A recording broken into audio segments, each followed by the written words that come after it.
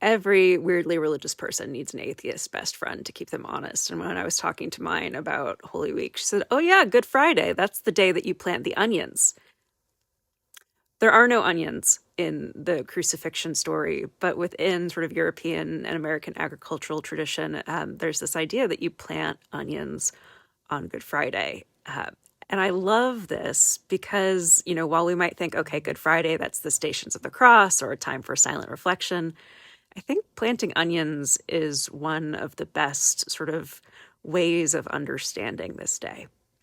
Because onions, as the prophet and ogre Shrek tells us, have layers, and this is a day with layer upon layer of meaning. It is also a practice of incredible faith. Onions, those little blade of grass looking seedlings, go out when the weather still looks pretty raw and bleak, and nothing else has come up out of the ground after winter. To plant onions into cold and bare soil takes a lot of faith that life can come out of death. And like the disciples or Mary, Jesus' mother, at the foot of the cross, onions remind us of weeping, those tears running down our faces that sometimes feels like it'll never quite stop. Like onions, sometimes the passion is a lot to take. On Good Friday, we tell the story of Christ's passion, his betrayal, his arrest, his trial, his crucifixion, and his death. This is the hardest day in the church year, especially on years like this one, when it feels like everything is already so painful. But we repeat this story every year on Good Friday because we cannot experience the resurrection unless we stop here at the foot of the cross to bear witness to a hurting God and a hurting world. The foot of the cross is by no means a comfortable place to be. Because part of what it is to be human is the painful paradox that we are both made in the image of God, and we also have a tendency to fall short. And all too often, we will do anything humanly possible to avoid our own fault. We'll shift the blame to someone else because typically that's easier than acknowledging the pain and hurt of our own brokenness.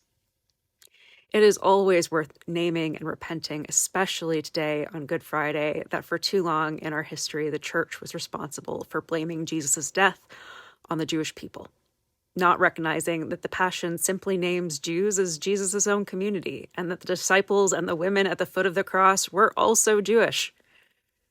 A rabbi and a colleague of mine shared that Holy Week is still the most dangerous year of the week for Jewish communities, a time of vandalism against synagogues and cemeteries. This may be a hard truth to hear, but we have to hear it, because for too long it has been easier to blame others for the cross than it is to carry our own. And that is what Jesus came to save us from. We tell this story on Good Friday as a way of confessing our own part in it, so that we can own what we have done and left undone, the ways that we have not loved God with our whole hearts and have not loved our neighbors as ourselves. We tell this story because it is our story, and that story bears repeating, especially in difficult times.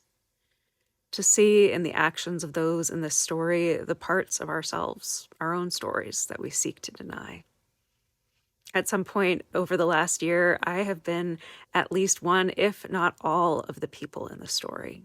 I have stayed quiet in the face of injustice like Peter. I've taken the easy way out like Pilate.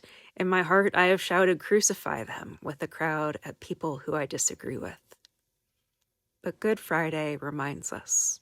Good Friday reminds us that Jesus died for these broken people, for Judas, for Peter, for Pilate, for the crowd, for the soldiers, for us. Even though we fall short, even when we fail to love, that God still loves us. That even like onions, new life can come out of things that feel pretty bleak or make us cry. Reading the Passion narrative and finding ourselves in it reminds us that there is nothing that we can do that will stop God from loving us. Nothing that can separate us from the love of God. That love can overcome all things. That no matter how broken humanity is, this is not how it ends. That all things can be redeemed. Because as we await the resurrection, the cross is not the end of the story, but only, like for the onions, the very beginning. Amen.